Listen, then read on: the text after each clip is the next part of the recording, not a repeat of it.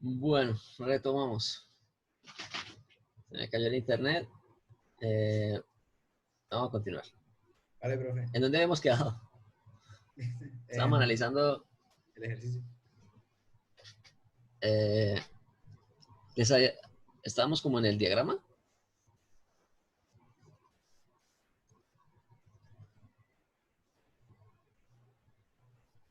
Estábamos ahí, ¿no? Bueno. ¿No estamos más atrás, profe? Sí, profe, vamos un poquito atrás. Sí. Apenas íbamos iniciando. Bueno, pero habíamos terminado el tema, ¿no? Ah, Sí, que ahora la claro. embarré. A ver si carga esto.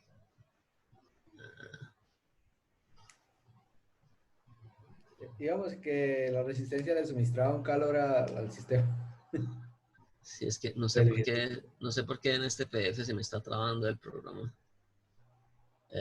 Bueno, entonces la resistencia le suministra una cantidad de calor al sistema, ¿no?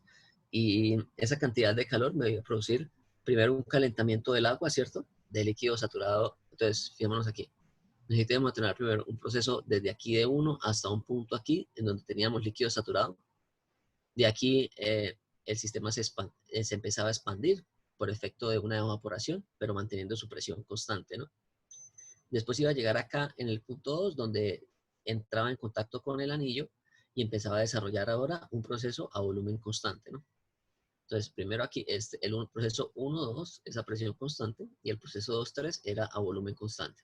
El proceso 3, 4 no lo vamos a mirar porque hay una salida de masa y estamos trabajando primera ley en sistemas cerrados. Entonces, esa parte no la vamos a mirar, pero ahora esto se me trabó. Me va a tocar reabrir este programa porque cada vez que abro este documento se traba. Segundo.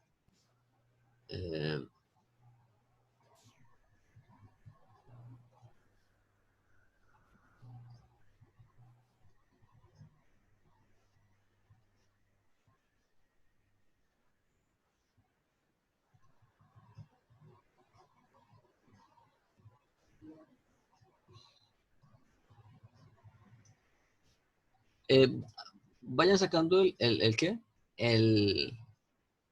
Tengan por ahí a la mano los apuntes del desarrollo del parcial para que lo podamos verificar. Todavía nos queda una hora, entonces ahí alcanzamos.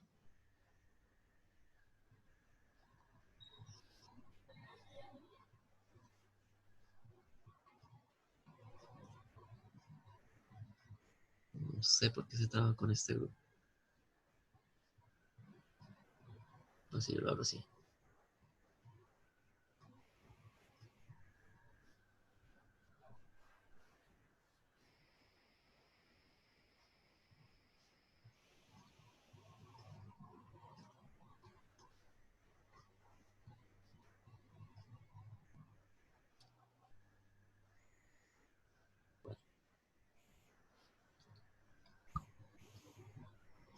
Vamos a trabajar con el documento del otro grupo mejor.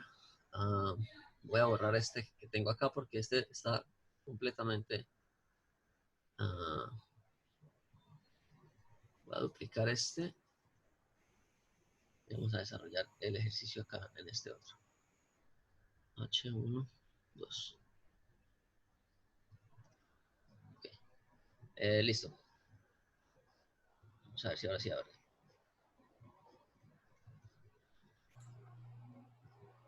Listo. Y vamos a limpiar todo esto.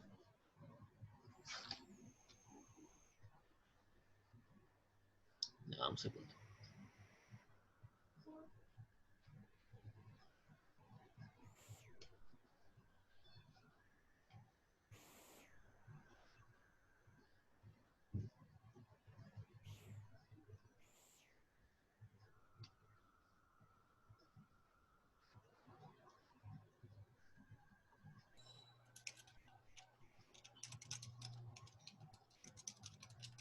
Listo.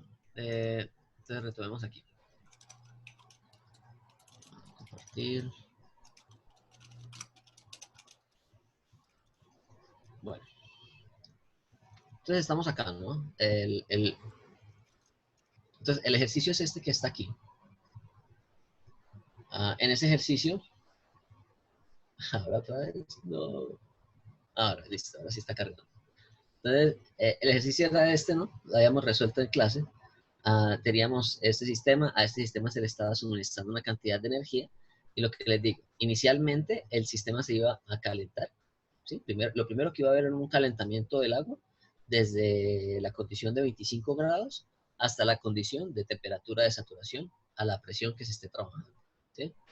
Entonces, volvemos aquí al diagrama.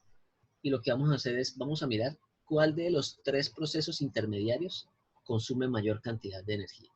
Entonces vamos a mirar lo siguiente. En el ejercicio yo no había definido este punto 1', entonces vamos a mirar qué sucede en los siguientes procesos. Entonces, el primer proceso sería el proceso 1', que indica el calentamiento isobárico del agua. Del agua líquida. Del agua líquida. ¿Sí? Entonces, desde la condición inicial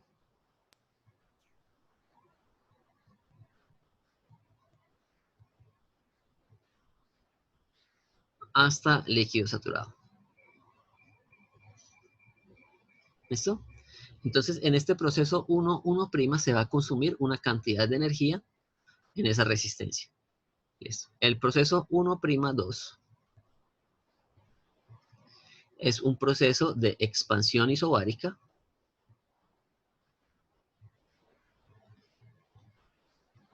de mi sistema desde la condición 1 o desde líquido saturado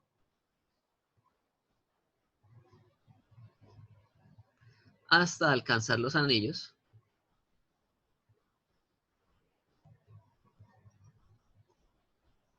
a una presión de 100 kilopascales. ¿Sí? Sería este proceso de aquí hasta aquí, siguiendo la línea isobárica. Y nos quedaría el proceso 2', que es un proceso de compresión a volumen constante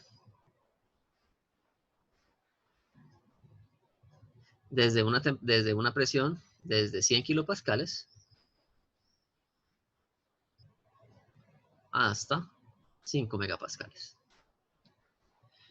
La pregunta es la siguiente, muchachos. A ver cómo están ustedes ahí de percepción. ¿En cuál de los tres procesos se va a consumir más energía en la resistencia eléctrica? ¿Cuál creen?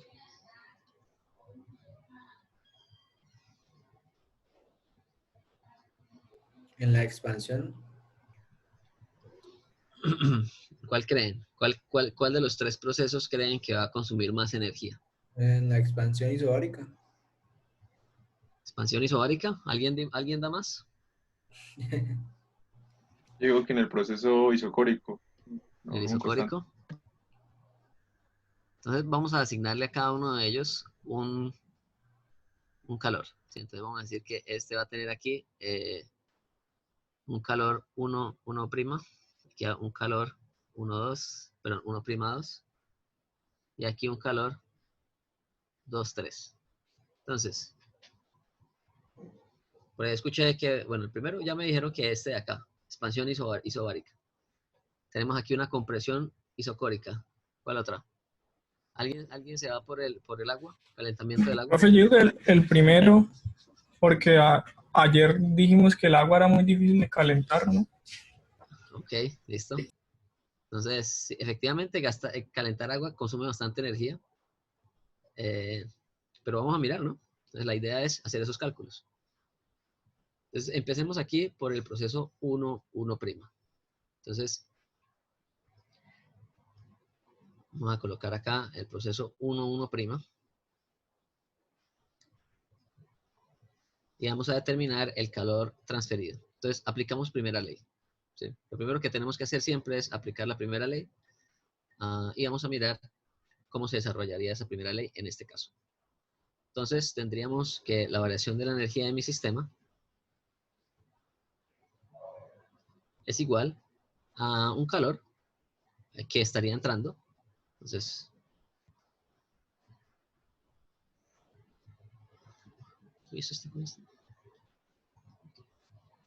un calor que entra menos un trabajo que sale.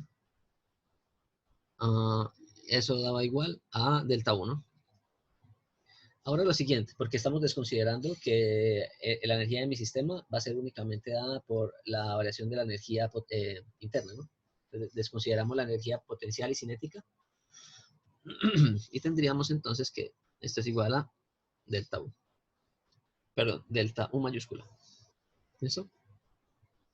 Bueno, en la clase pasada, cuando vimos la definición de entalpía, habíamos dicho que cómo se determinaba el calor que entra en un sistema cuando nosotros teníamos un proceso isobárico. ¿Ah? En un proceso isobárico, ¿cuánto era ese calor que había que suministrar al sistema? Con la Recordemos que diferencia de entalpías, ¿no? con la diferencia de entalpía, ¿no? Entonces, esto que tenemos acá se nos convertía en un análisis de la masa por un delta H. Entonces, tendríamos la masa que multiplica a H1' menos H1. Ok. Ahora empecemos a determinar esas entalpías, ¿sí? Entonces, determinemos primero cuál es la condición 1'. Es condición de líquido saturado, ¿no? Entonces, en la condición de líquido saturado, o sea, la condición 1' va a ser igual a la condición de saturación a una presión de 100 kilopascales. ¿Con todo eso? Entonces, saquen por ahí las tablas y vamos a trabajar con las tablas para que desarrollemos el ejercicio.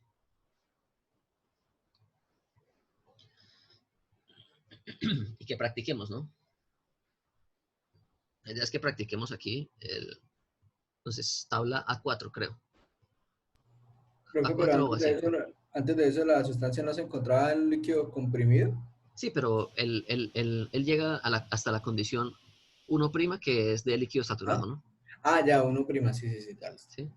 Vale, pues. Entonces, ¿de cuánto es esa entalpía?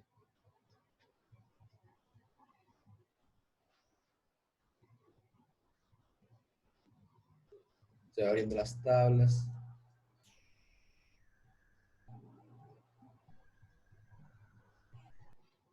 En los ejercicios siempre yo quiero es que ustedes determinen esos valores para que se vayan acostumbrando al uso de las tablas.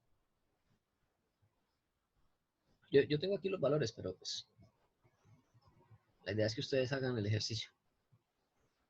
Entonces, ¿cuánto daría la entalpía de saturación a 100 kilopascales? De líquido saturado, perdón.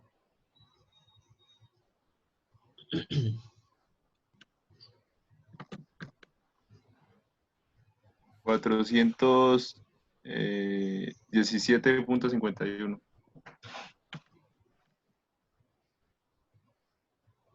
Listo. Entonces, esta es en la condición 1'. Ahora vamos a mirar cómo se determina el H en la condición de líquido comprimido. Entonces, ahorita les acabo de mostrar una ecuación que decía que esto se puede aproximar a la entalpía de líquido saturado a la temperatura que estamos trabajando aquí, que sería 25 grados, ¿no? Más el volumen específico en la condición de saturación a 25 grados, multiplicado por una variación de presiones, que sería la presión de mi sistema, menos la presión de saturación al valor de 25 grados. ¿Listo? Entonces, saquemos estos datos para que verifiquemos en cuánto contribuye esa variación de presiones al sistema. Y nos vamos a dar cuenta que es un valor insignificante cuando estamos a bajas presiones. Entonces, este valor que tenemos acá, ¿cuánto daría? ¿Cuánto es la entalpía de líquido saturado a 25 grados?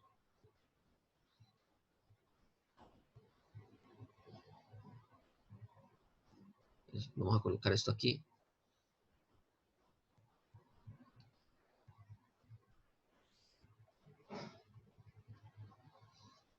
A 25 grados dice que es 104.83.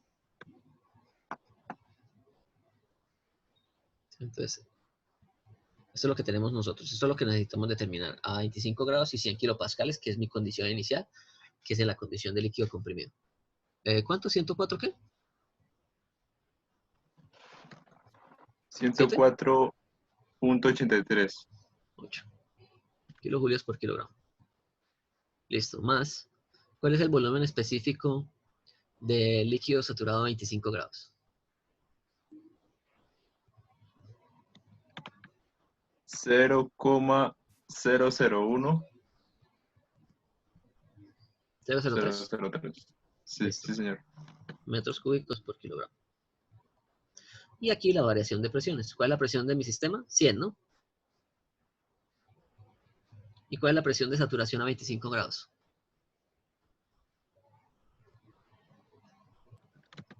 3,1698. Hagan esta multiplicación de todo esto y me dicen cuánto da.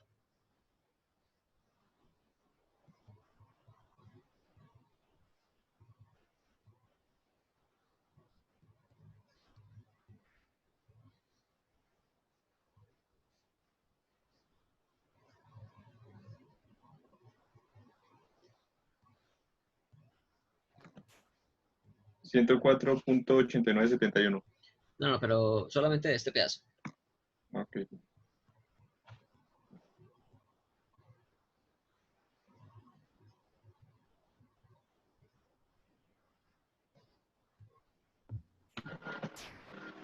Cero. 0,09712. Confirmo. Entonces, fijémonos aquí, ¿no?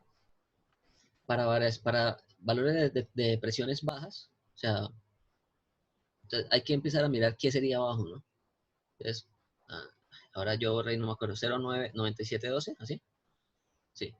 Entonces, fijémonos, para valores de presiones muy bajas, o no muy bajas, sino valores de presiones bajas, que la temperatura atmosférica, la presión atmosférica es una presión baja, para el cálculo de las entalpías, quiero decir.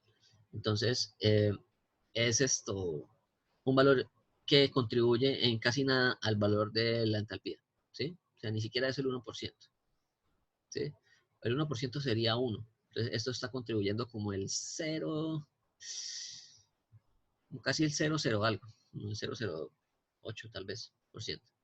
Entonces, ¿qué pasaría? Entonces, ¿qué pasaría si en lugar de ser 100 kilopascales nosotros tuviéramos 10 megapascales? Serían 100.000 kilopascales. Ya nosotros teníamos que correr acá dos unidades y ahí ya nosotros empezaríamos a tener una alteración de este valor, ¿no? Entonces, para 10.000 kilopascales, este valor daría 9,7 y eso ya sería más o menos el 10% del valor de la entalpía. Pero para valores de presiones bajas, esa contribución de la presión al valor de la entalpía es casi que insignificante. Entonces uno podría aproximar para estos valores de presión que la entalpía de mi sistema es aproximadamente igual a la entalpía del líquido saturado. ¿Listo? Entonces esto acá me suma y me da 104,9, ¿no? Profe, Sí, dígame. pero solo esa condición que usted dice que es casi insignificante, solo es cuando es el proceso isobárico. No, cuando es isobárico esto es cero, ¿no? ¿Sí? O sea, si el proceso es isobárico... Ah, no, perdón. Profe, hay una compañera a la que se le cayó el internet y está intentando entrar. Ya. Cuando usted me decía el proceso isobárico, pero me repite la pregunta para ver qué era lo que me quería decir. Sí, o sea, en este proceso que usted dice que es insignificante, entonces, ¿eso solo sería en el proceso aquí isobárico, el que estamos analizando? Isobárico. No, pero es que fíjese, aquí nosotros estamos analizando es el valor de entalpía, ¿no? En un punto, no el delta. ¿Sí? Allá cuando les hablaba de un proceso era para determinar el delta H. ¿Sí? Bueno, en este caso, como es isobárico aquí, sí, tendría sentido. ¿Sí? Sería aproximadamente igual al delta 1. ¿Es lo que usted quería decir? Sí, profe. Sí, entonces efectivamente, como es isobárico, el delta H que tenemos acá es un delta U más un B por delta B, un B por delta P, pero como ese delta P tiende a cero, entonces únicamente nos queda el delta U. Bueno, sí, también puede ser lo mismo, sí. Pero aquí saquémoslo con las entalpías. Probablemente el valor de entalpía es igual al valor de la energía interna, ¿no? ¿Pueden verificar? La energía interna les da también 104 acá, en la condición de líquido saturado.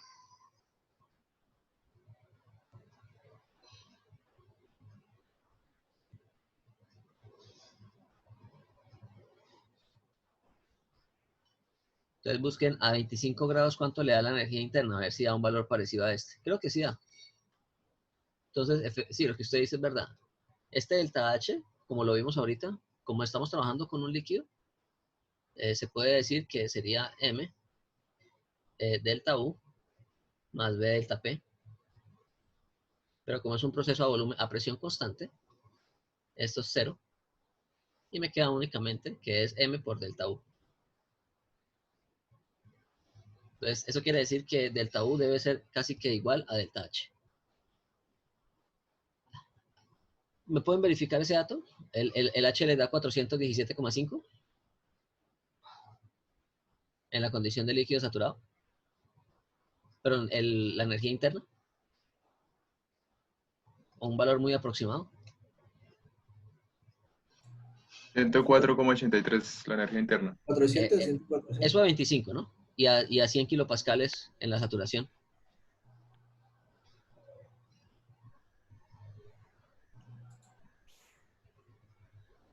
Sí, dan los mismos valores, ¿no? O sea, traten de verificar eso.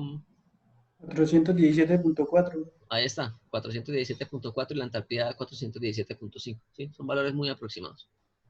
Entonces vamos a trabajarlo con las entalpías o con las energías internas. Las entalpías ya las tenemos aquí. Entonces determinemos cuánto fue el calor. Entonces, vamos a colocarlo aquí, separado. No, coloquemos aquí. La masa.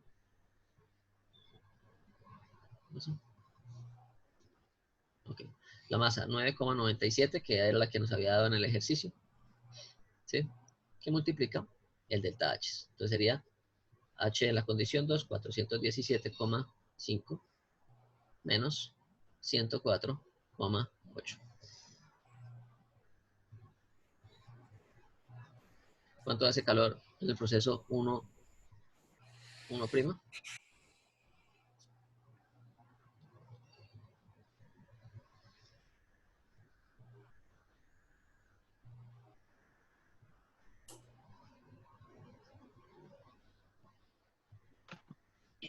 3117.61.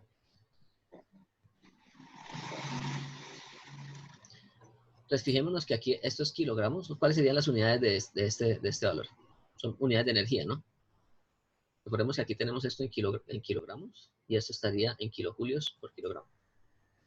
Entonces los kilogramos se me cancelan y me quedan unidades de energía. Entonces esto está en unidades de kilojulios. Uy, siempre es una energía alta, ¿no? Ya vamos a mirar.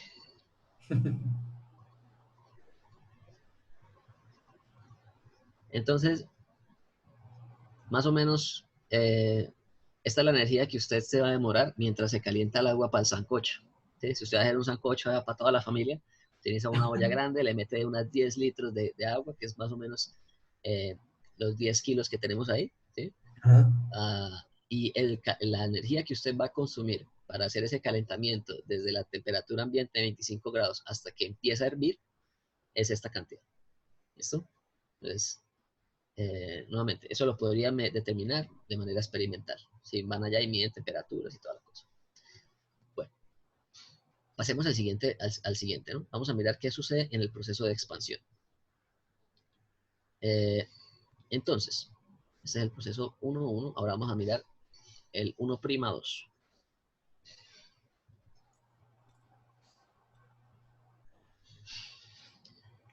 Nuevamente, ¿cómo determinaríamos la energía en el proceso 1'2 si es un proceso que todavía es a presión constante? Es igual a delta U, es igual a M por delta U minúscula, y esto es igual al calor que entra, que es el que nos interesa saber, menos un trabajo realizado, ¿no? Trabajo de frontera. En este caso hay trabajo de frontera. Bueno, el otro también, ¿no? Entonces, lo que pasa es que nosotros aproximamos que esto en un proceso de expansión o en un proceso isobárico, ¿cuánto daría este calor? Si le acomodamos aquí términos, recordemos nuevamente que esto es igual a P por delta V.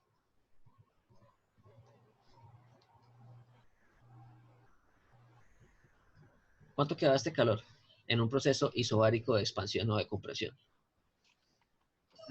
Masa por delta H. Masa por delta H. H2 menos H1'. Ese ya lo tenemos, ¿sí? Entonces nos falta determinar la entalpía en la condición 2, ¿sí? ¿Cómo determinamos la entalpía en la condición 2? ¿Qué necesitamos? ¿En qué región estamos del sistema? Estamos dentro del domo, ¿no? Mezcla. ¿Qué necesitábamos para determinar la entalpía en la parte interior del domo? ¿Cuál era esa propiedad que utilizábamos para determinar propiedades dentro del domo? La ubicación sería con calidad. La calidad, ¿no? Recordemos que la calidad nos indica la calidad nos indica cuánta de la mezcla que yo tengo acá está en la masa, en la condición de vapor, ¿no?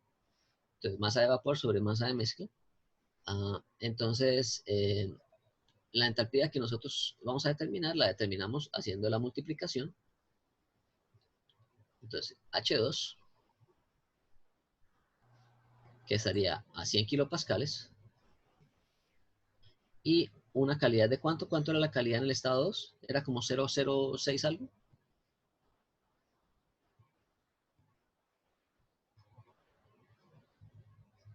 ¿Me verifican?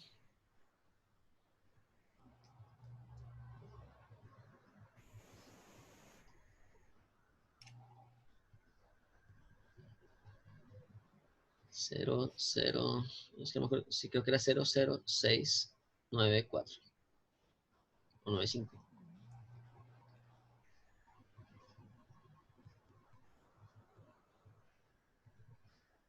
Es que no quiero pasar a la otra diapositiva, no quiero que se trabe. ¿No tienen ese dato por ahí a la mano?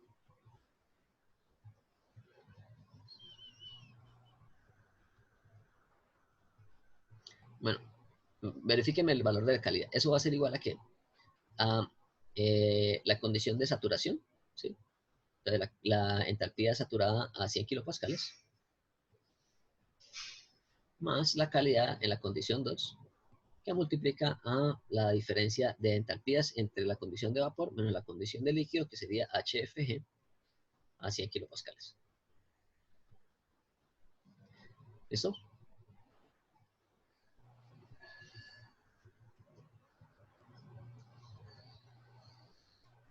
Una pregunta.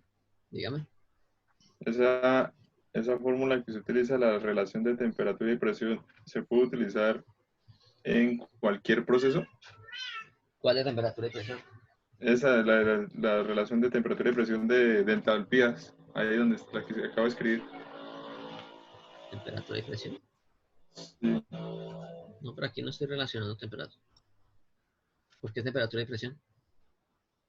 No, lo relacioné por la fórmula que ha hecho ahorita.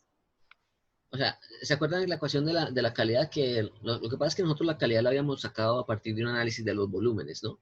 Ya hemos dicho que el volumen de la mezcla era igual al volumen FG, el volumen G, perdón, el volumen del líquido saturado más la calidad por una diferencia de volúmenes que era de volumen FG, ¿no? Esa misma ecuación aplica para cualquiera de estas tres propiedades. Bueno, para cualquiera de las siguientes propiedades. Para la energía interna, perdón. Esto aplica también para la energía interna. Esto aplica para la entalpía.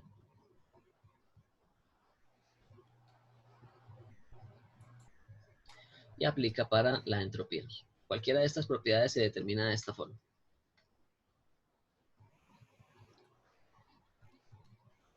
¿Sí? Que son propiedades de mezcla. ¿Sí? Entonces, recordemos que en la mezcla como nosotros tenemos, en una mezcla nosotros tenemos una parte como líquido y una parte como gas. Entonces cada una de ellas contribuye de manera diferente a la condición de energía de la mezcla. Entonces eso se hace mediante el análisis de esta proporción, que sería la masa, cuánto está contribuyendo el líquido, más cuánto estaría contribuyendo el vapor.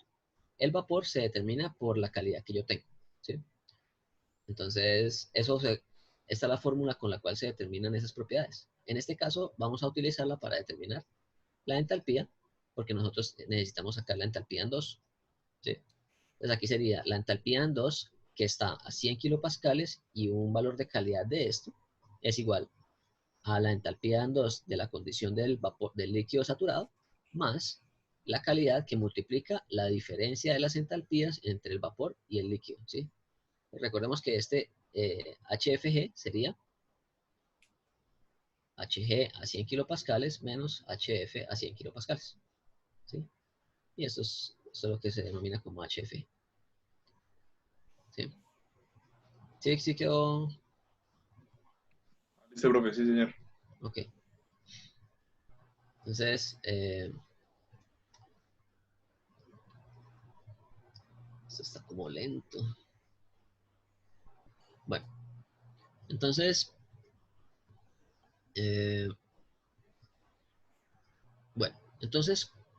determinemos estos valores. Ahora, antes de eso, vamos a definir aquí qué es H1'. H1' es en la condición de saturación a 100 kilopascales, ¿sí? Y ya lo habíamos determinado y habíamos dicho que era 417, ¿era?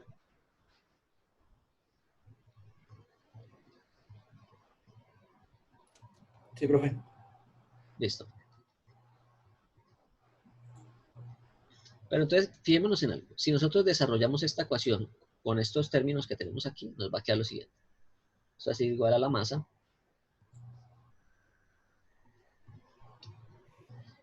Esto va a ser igual a la masa que multiplica a H2. ¿Qué es H2? H2 será HF a 100 kilopascales más X2 HFG a 100 kilopascales, ¿sí? Menos H1', que sería HF a 100 kilopascales. Entonces, ¿qué pasa aquí? ¿Qué se va a eliminar?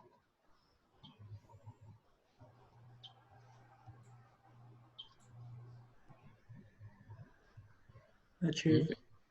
HF se elimina, ¿no? O sea, cuando nosotros reemplazamos ahí la ecuación y desarrollamos esa ecuación, vemos que este valor de HF no nos interesa y que la energía que yo voy a suministrar únicamente va a ser una energía para producir una evaporación, que es esto que tenemos aquí, ¿sí? Entonces sería igual a la masa por la calidad en el estado 2 por un HFG a 100 kilopascales, ¿sí? Este HFG es lo que se considera como una energía latente de evaporación, ¿sí? Entonces, una energía latente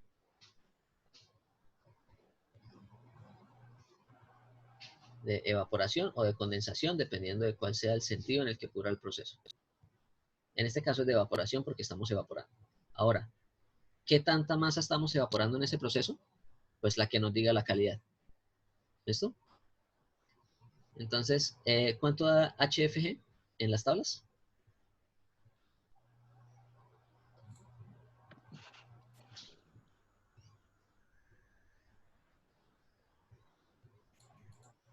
¿A 100 kilopascales?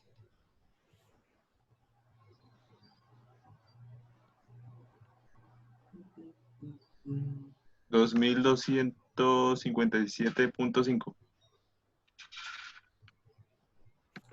Listo. Entonces, para determinar cuánto es esta cantidad de energía necesaria para evaporar esa pequeña cantidad de masa, recordemos que la cantidad de masa que estamos evaporando es de... ¿Verificaron el valor de la calidad? ¿Sí da este que yo tenía por aquí? ¿Este? 0,00694.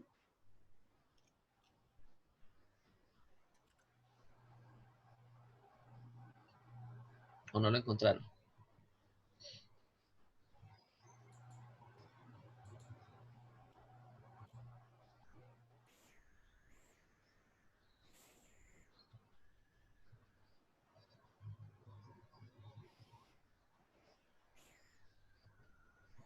Si no lo encontraron, yo corro aquí la diapositiva y lo busco.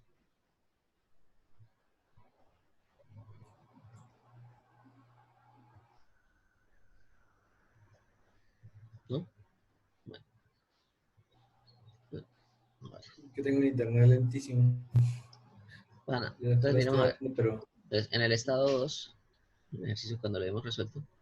Es que no quiero aquí colocar esto porque aquí yo ya lo resolví con el otro grupo, ¿sí? Entonces, digamos, en el estado 2 nosotros determinamos la calidad y nos daba 0,00961, ¿sí?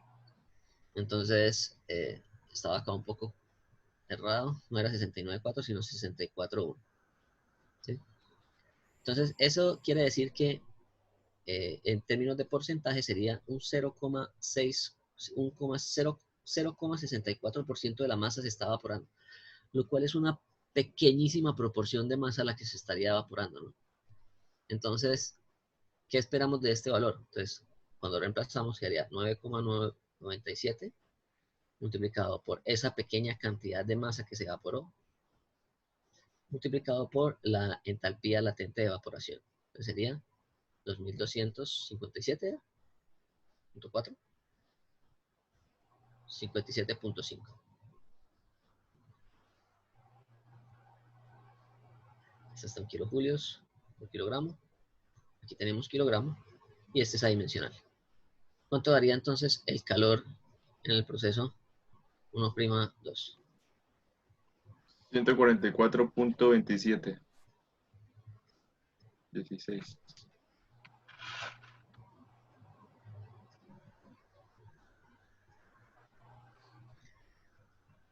Bueno, ya vimos quién se... bueno, en unidades de kilojulios, ¿no? Que son unidades de energía, no de energía específica. Aquí ya estamos multiplicando por la masa para pasarlo a unidades totales de energía.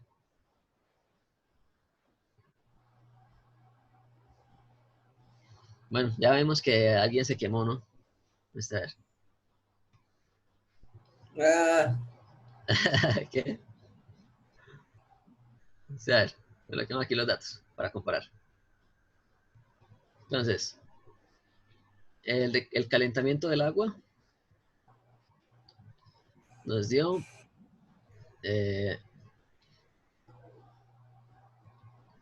¿cuánto era que dio? 3.000 y pico, ¿no? 3.116 kilojulios por kilojulios. Este dio 114.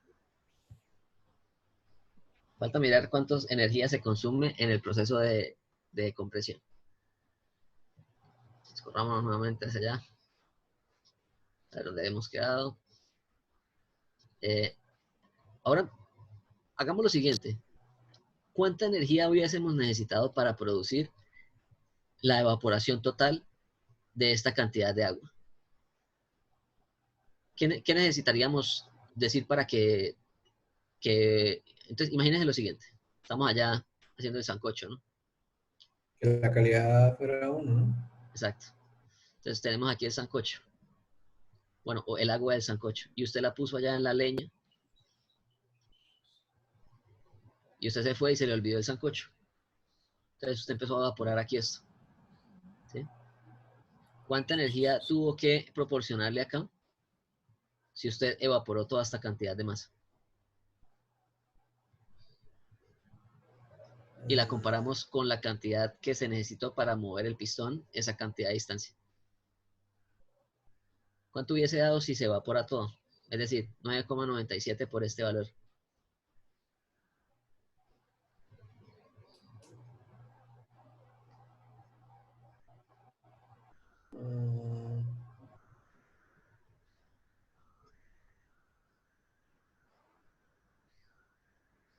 $22.500. 22.000.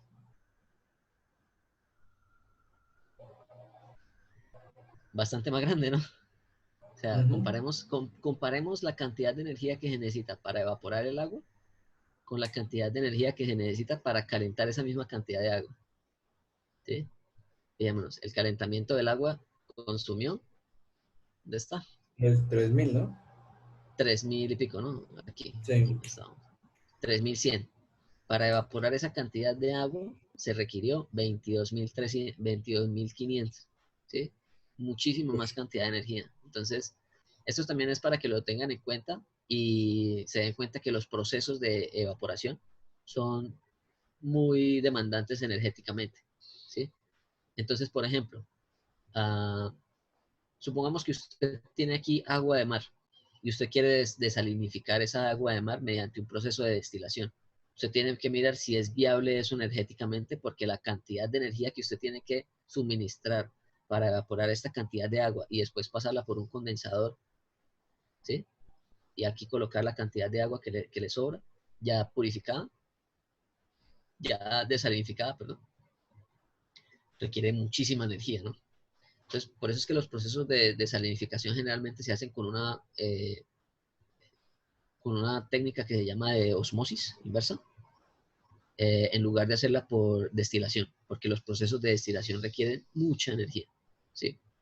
Eso mismo ocurre también en las torres de craqueamiento del petróleo, de las torres de destilación del petróleo, también requieren muchísima energía, ¿no? Para hacer la separación de los diferentes combustibles o de los diferentes compuestos que uno quiera sacar del petróleo. Entonces eso se hace por destilación en una torre de destilación. Entonces, para que tengan en cuenta que esos procesos requieren mucha energía. Bueno, entonces volvamos y terminemos el ejercicio a ver si alcanzamos. Vamos a hacer el análisis del proceso de compresión. ¿De qué? Sí, de compresión isocórica. Proceso 2-3. Entonces, aquí planteamos nuestra nueva ecuación ¿de qué? Nuestra ecuación de primera ley, ¿sí?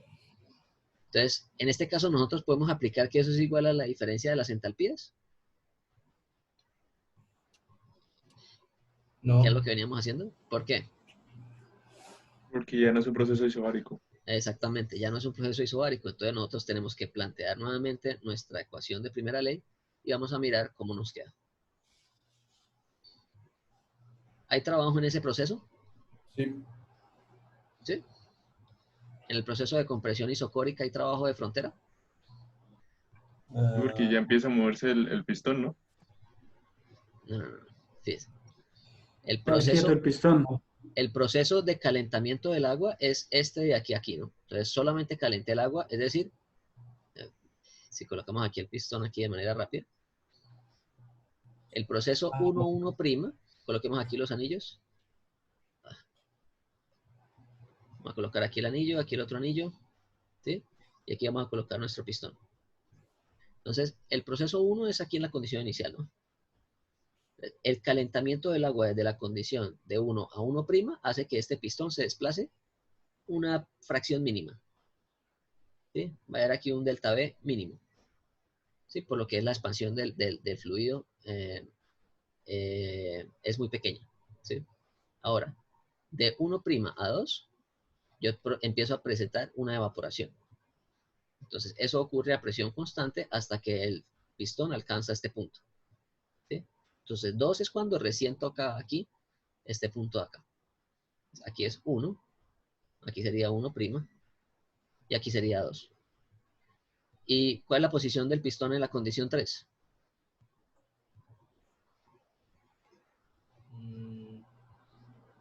¿Se va a mover de acá? No. Sigue ahí, ¿no? Entonces, él se va a desplazar hasta que llegue acá y cuando llega acá empieza la compresión, ¿no? Empieza ese proceso de aumento de la presión del sistema debido a la cantidad de energía que yo le estoy suministrando acá. Entonces no hay trabajo. Entonces, la frontera se mantiene, ¿no? Entonces, en Sí. esta condición, esta frontera se va a mantener y ya el trabajo de frontera, pues, queda nulo. Entonces, venimos acá a nuestro sistema de análisis y tenemos que en ese proceso 2-3, esto es 0. Y nos queda únicamente que el calor que entra se me convierte en un cambio de la energía interna.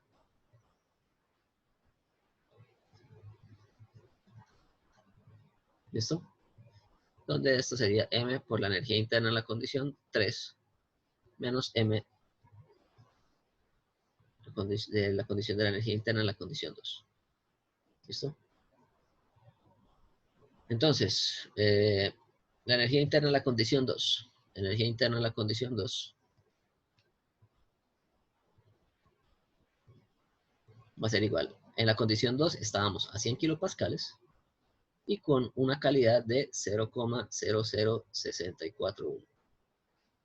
Entonces, aquí hacemos lo mismo. Vamos a colocar acá UF a 100 kilopascales más X2 por UFG a 100 kilopascales. Y en el caso de la energía interna en la condición 3 sería a una presión de 5 megapascales y una calidad que había dado. ¿Cuánto la calidad en la condición 3? Les volvemos aquí atrás. Estos datos ya los teníamos, ¿no? Entonces, en la condición 3 teníamos que la calidad del sistema era de 27,8%. Entonces, para una calidad de 27,8%, 0,278. 27,8. Listo.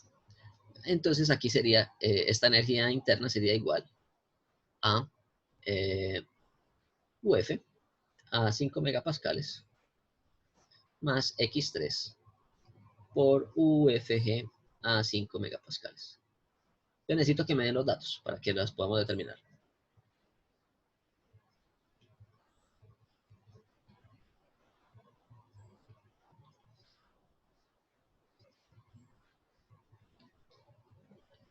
¿Cuánto da UF a 100 kilopascales? Debe dar los 417, ¿no?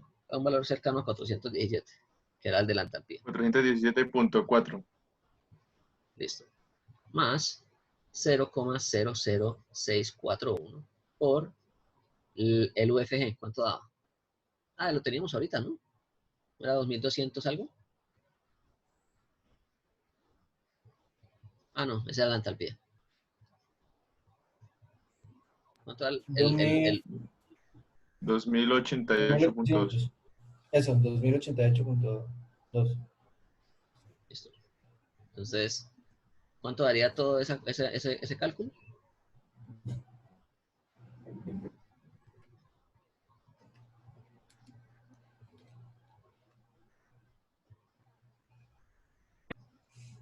Va a dar un valor muy cerca de este 400, ¿no?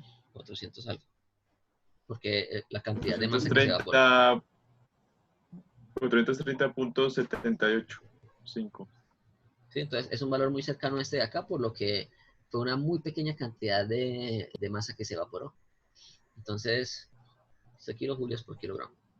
Listo. Ahora hagamos aquí los cálculos para este. ¿Cuánto daría? UF a 5 megapascales.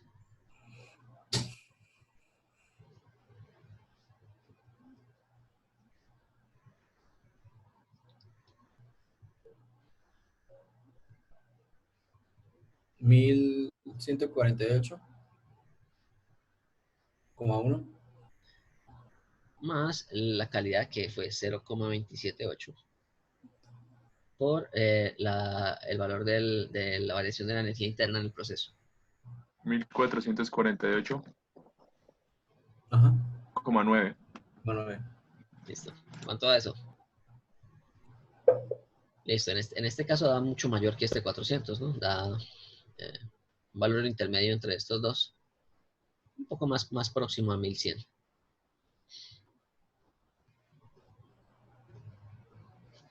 $1550.89. Ah, no, sí, 1500, pero... Sí, porque este no es HG, esta es la diferencia. ¿1500 qué? 50.89. 8, listo. Kilojulios por kilogramo. Listo, tenemos ya los dos valores de las energías internas. Ahora reemplazamos acá. Entonces quedaría 9,97 que multiplica a 1550 menos 0,8 menos 430,8. ¿Cuánto daría el calor? Entonces el calor en el proceso 2, 3 daría igual a 11.167,8. más 0,6 kilojoules. kilojulios. Ajá. Bueno, ¿quién le pegó? Nadie. Entonces, ese proceso, lo que pasa es que fíjese, ese proceso de compresión implica un aumento en la calidad, ¿no? Al implicar un aumento en la calidad, implica que va a haber una evaporación. Claro. Fijémonos que aquí hubo un aumento de la calidad.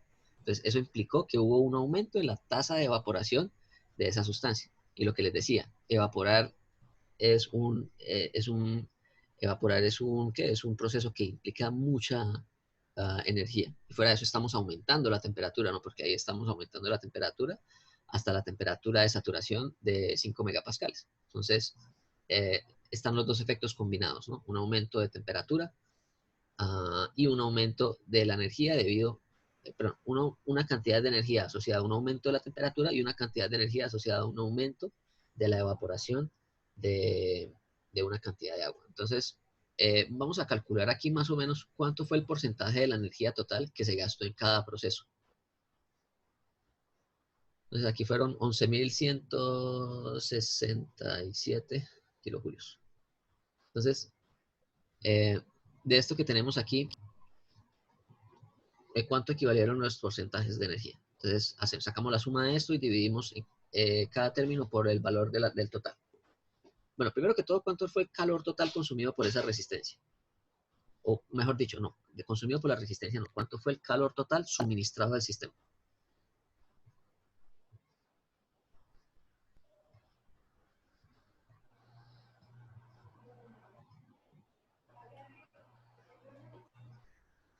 $14.000 algo, ¿no?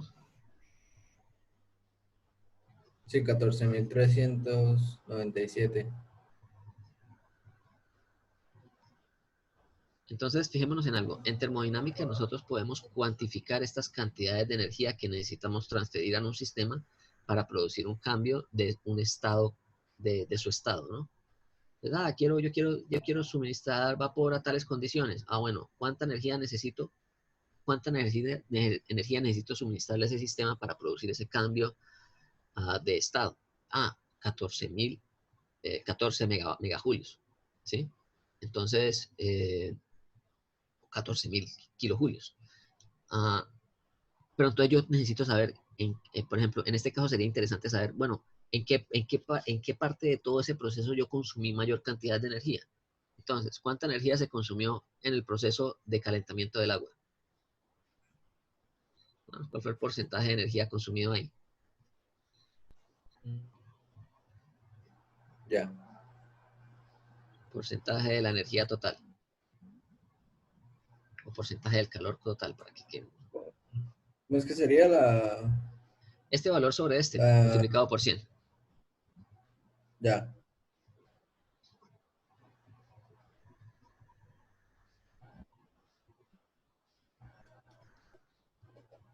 Un 21%. 21,6%. ¿Cuánto se gastó solamente para producir la expansión isobárica?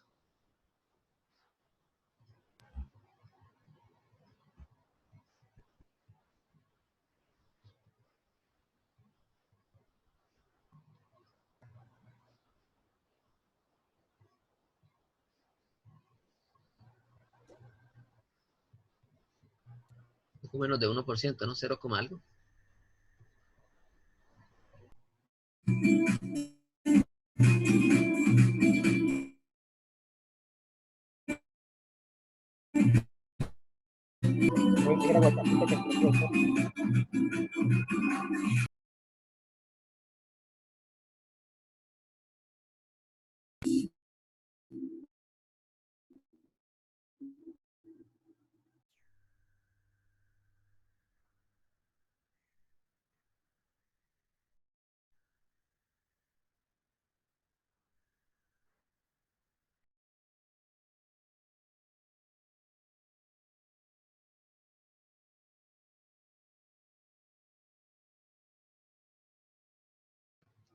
Ya.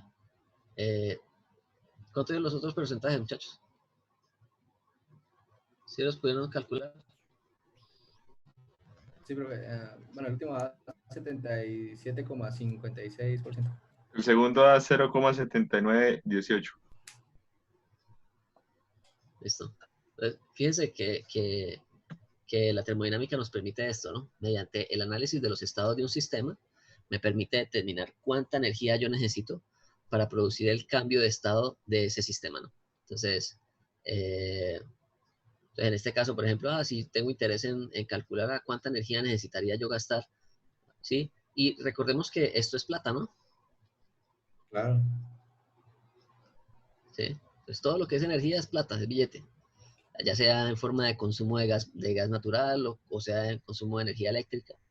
Entonces, ahí usted más o menos tiene capacidad de cuantificar qué proceso es más costoso que otro, ¿sí? Entonces usted dice, ¿será que utilizo mejor aquí, será que utilizo mejor leña o utilizo gas natural o utilizo resistencia eléctrica?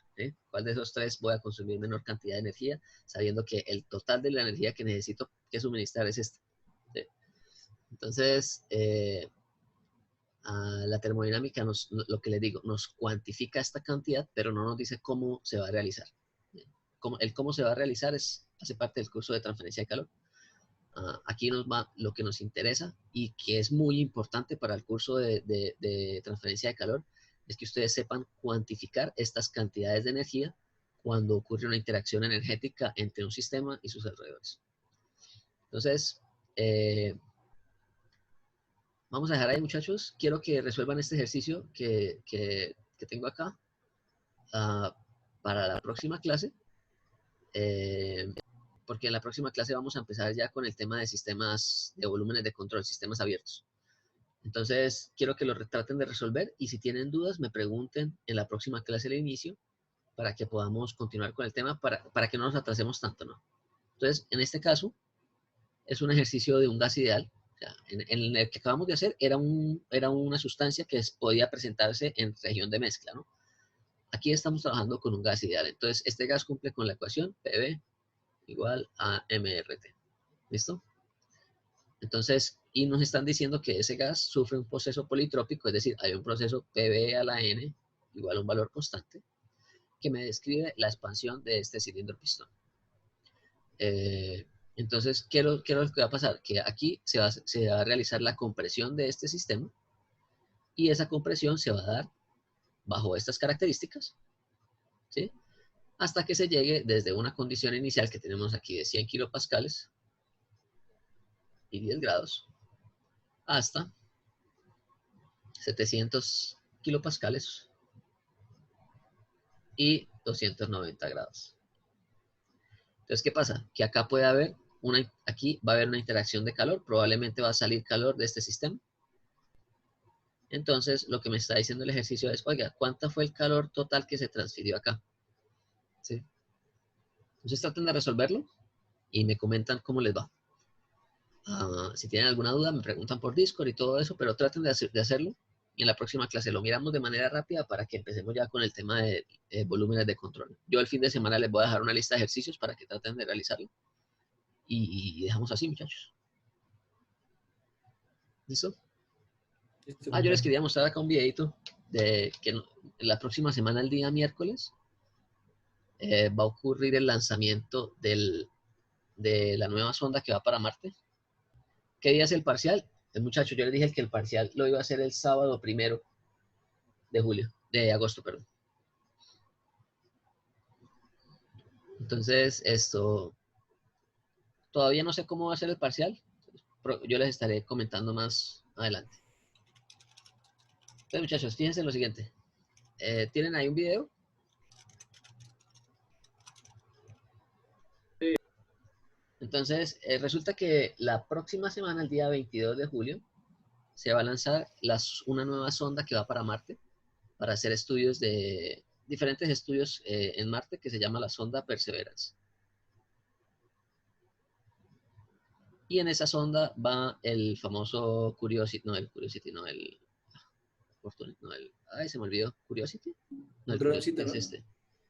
Sí, el dron, que es supuestamente el dron en el cual van a mirar si es posible utilizar un dron bajo la atmósfera marciana, ¿no? Entonces, esto es una cuestión de, esto es un desarrollo de la ingeniería impresionante, ¿sí? Entonces, ¿qué es lo que pasa? Que bueno, el lanzamiento va a ser el día miércoles, entonces se va a lanzar ah, el cohete de SpaceX, es un cohete de SpaceX que, no me acuerdo si es de SpaceX o es el propio desarrollado por la NASA, ¿no? No les puedo confirmar eso. Eh, pero bueno, la NASA va a enviar ese cohete, entonces ese cohete va a viajar en el espacio con esto que sería como el orbitador. Cuando llega a Marte, ese orbitador lanza la sonda que está aquí, ¿cierto? Y va a empezar su ingreso a la atmósfera de Marte. No, este es el orbitador, perdón. ¿Sí? Esto que tenía acá, esto que aparecía acá, era el propio booster, ¿no? Entonces este es el propio impulsor. O sea, el cohete tiene una primera etapa que acá elimina cuando recién sale a la atmósfera y una segunda etapa para darle la velocidad que necesita esa sonda para viajar en el espacio hasta Marte. Entonces, él va a viajar en el espacio hasta que llegue a Marte, se demora algunos meses, y en el momento en el que ya se aproxima a la atmósfera marciana, es que todavía no quiero que, bueno, la atmósfera marciana tiene una densidad mucho menor a la de la Tierra, entonces su capacidad de frenar esta sonda es menor, ¿sí? O sea, la fricción que produce la atmósfera marciana es menor para reducir la velocidad de esta sonda, entonces el ingreso a Marte es mucho más difícil, ¿sí? Entra con todo. Porque, ¿sí? O sea, entra con mucha velocidad. Sí, esto entra a una velocidad alta, ¿no? Esto va a velocidades por encima de los 20.000 kilómetros por hora. Pero no se frena, ¿no? Entonces, O sea, no como que sabría decirle toca, cuánto va, pero esto va muy rápido, pero toca ¿sí? entonces frenarlo más que todo ¿Ah? toca frenarlo más que todo como con impulsores o como con... Entonces, sí, la primera etapa de frenado es aquí con la propia atmósfera, pero lo que le digo, la atmósfera marciana es muy fina, es poco densa. Recordemos que la atmósfera de Marte es de solo 6 kilopascales, la de la Tierra es de 100 kilopascales, ¿no? O sea, la presión atmosférica, eso indica que hay más cantidad de masa Ajá. en la atmósfera de la Tierra que en la de Marte. Bueno, entonces hay una primera etapa que es esta, que es la de una desaceleración por un paracaídas, y después cuando ya llega a un punto, se suelta la sonda, que es esta que viene acá, y empieza una desaceleración por unos boosters que tiene la parte de abajo mediante una combustión, ¿no? Entonces, esa combustión hace que esto vaya descendiendo de manera controlada, disminuyendo aún más su velocidad, y después este sistema que lleva la sonda la empieza a bajar con unos cables que hace que él aterrice bien, digamos, de la manera más suave posible sobre la superficie. Entonces, bueno, ahí se va midiendo cuál es la distancia que está de la superficie, y cuando se llegue a un determinado valor, se empieza a descolgar la propia sonda con esos cables, ¿sí? Ahí baja la sonda, que va a ser, esta es la sonda Curiosity, la nueva que va es la Perseverance, que es más moderna, tiene equipos más modernos, equipos para análisis de la composición del polvo marciano, diferentes tipos de cámaras, espectrómetros, bueno, un montón de equipos. Simplemente se suelta y sale, y ahí queda, ¿no? Bueno, y ahí ya empieza a desamblarse y todo. Lo más impresionante de todo esto es que todo es automático. O sea, la NASA no puede hacer absolutamente nada en este proceso de descenso, porque cualquier señal que manden, o sea, lo que está sucediendo, la información que la NASA está recibiendo de este descenso, tiene un retraso de 8 minutos debido a la distancia en la cual viaja la información en el espacio, y como Marte está casi que a la misma distancia del Sol, solo que alejándose, ¿no? Pues, eso hace que la información se demore más o menos 8 minutos en llegar hasta Marte. Entonces, cualquier tipo de señal que manden para tomar alguna decisión de lo que está ocurriendo allá, tiene 8 minutos de retraso. Sí, ya, muy Entonces, tarde. eso es lo impresionante, ¿no? Que todo esto es automático. Entonces, el diseño de esos equipos tiene que ser supremamente preciso, porque sigue una serie de etapas que son de mucho cuidado, ¿no? O sea, uno pensaría que lo más probable es que eso se estrelle. Y por eso es que los países que han tratado de mandar sondas a la Luna han fracasado. Los únicos países que lo han logrado son Rusia, China. Estados Unidos y China, ¿no? Ajá. Entonces, India trató de lanzar uno a principio de año y se le estrelló. Israel trató de lanzar uno y también se le estrelló, que fue Israel que mandó unos tardígrados, que son esos seres vivos que son microscópicos y que Son supuestamente chiquiticos, sobreviven sí. en el espacio. ¿Trozo de agua? Unos Unos gusanitos. tardígrados se llaman. Sí, unos Tardígrados gusanitos. que supuestamente ellos pueden vivir en el vacío del espacio y a Sí, temperaturas muy, muy bajas. sí, ellos entran en un estado de invernación. Y así es Exacto. como Sí. sobreviven. Entonces, si están expuestos al agua, ellos vuelven y reviven. Entonces, pero para que vean, ¿no? Porque esto es ingeniería de punta. Excelente. Entonces, tengan en cuenta que va a ser el próximo miércoles 22 el lanzamiento de ese equipo. Y hoy en la tarde, es más o menos en una hora, si no estoy mal, es el lanzamiento de otra sonda, que es la sonda Hope, que también va para Marte.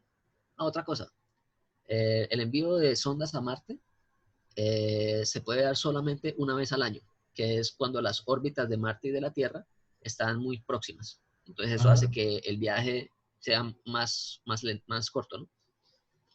Entonces hay otra sonda que se llama la sonda Hope, que también va para Marte y va a hacer otro tipo de estudios. Entonces, si quieren, busquen en internet que en este momento debe estar realizándose el preparativo para el lanzamiento. Entonces, es más, no sé si ya pasó, pero para que lo vean. Listo, muchachos. Entonces, nuevamente, comentarles un poco de astronomía, que eso es ingeniería más moderna que existe. En su máxima Y expresión. dejamos ahí. Gracias, profe. Listo, muchachos. Entonces, nos vemos el próximo martes y traten de resolver el ejercicio. Listo, profe. Muchas gracias. Gracias, profe. Hasta luego. Listo. Chao. Profe, ¿esta clase la sube hoy? Sí, yo la subo más tardecito. Sí, no hay problema. Listo, profe, gracias. Bueno, chao.